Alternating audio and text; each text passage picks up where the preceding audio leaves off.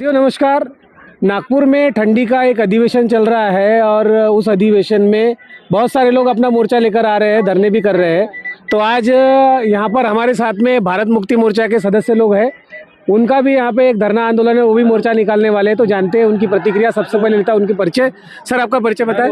मैं अनिल नागरे भारत मुक्ति मोर्चा का जिला उपाध्यक्ष के तौर पर काम करता हूँ। क्या विषय है आपका आज जो धरना है और मोर्चा है उसके विषय में?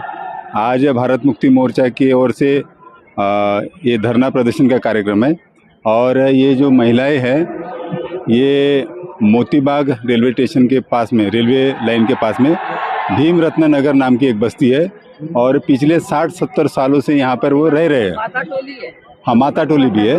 तो इनको पिछले वर्ष से लगभग 5 नोटिस आई है और वो नोटिस जो है रेलवे प्रशासन की ओर से आई है, मतलब दक्षिण पूर्व मध्य रेलवे की ओर से आई है, ये कहकर कि ये जो ज़मीन है रेलवे की है और आपने इस पर अतिक्रमण किया है, आपको ये जगह खाली करना है करके। और जगह खाली करने के लिए नोटिस जो आए हैं लगभग 5 आए हैं।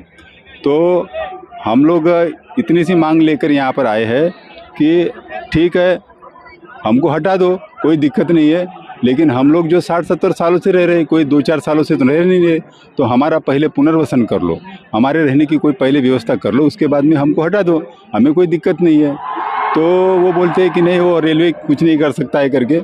तो पुनर्वसन की जिम्मेदारी जो है वो राज्य सरकार की है या फिर केंद्र सरकार की है।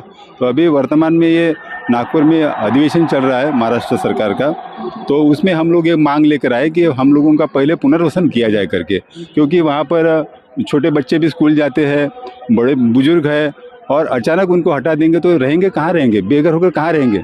इनको इस तरीके से विस्थापित करना अतिक्रमण के नाम पर वो ठीक नहीं है। भारतीय संविधान ने एक आर्टिकल 21 है जो जीने का मौलिक अधिकार देता है।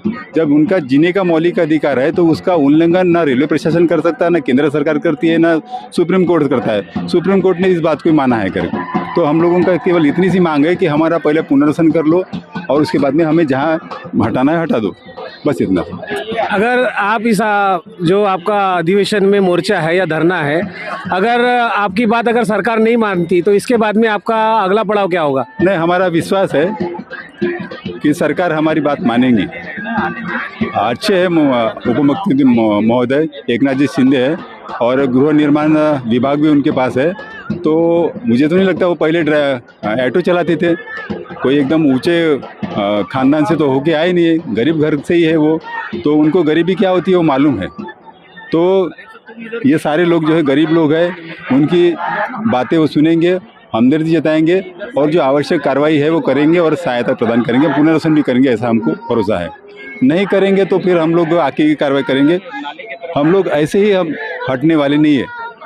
हमारा जब तक पुनर्वसन नहीं होगा तब तक हम लोग वहाँ से हटने वाले नहीं, चाहे हमें अपनी जान की बाजी लगाना पड़े या कुछ भी करना पड़े। और अभी तो हम लोग नागपुर में इस पेंडाल में है, इस आंदोलन को हम लोग राज्यव्यापी स्तर पर भी लेकर जाएंगे। तो साथियों, महत्वपूर्ण सवाल है कि पहले तो ये जो पीछे लोग हैं ये मानव है और मानव के साथ में मानव जैसा व्यवहार करना चाहिए। दूसरा महत्वपूर्ण मुद्दा है कि सुप्रीम कोर्ट का जो निर्णय है, जो इतने सालों से लोग रह रहे हैं, उनको पहले उनके रहने की जगह दी जाए, उसके बाद में उनको हटाया जाए। इस बात को ध्यान में रखते हुए ये जो महाराष्ट्र सरकार है ये क्या निर्णय लेती है, इनका आंदोलन कहाँ तक सफल होता है, इसकी पल पल की जानकारी हम आपको देते रहेंगे। आप देखते रहिए हमारा चैनल, लाइक कीजिए, शेयर कीजिए, सब्सक्राइब कीजिए। धन्यवाद।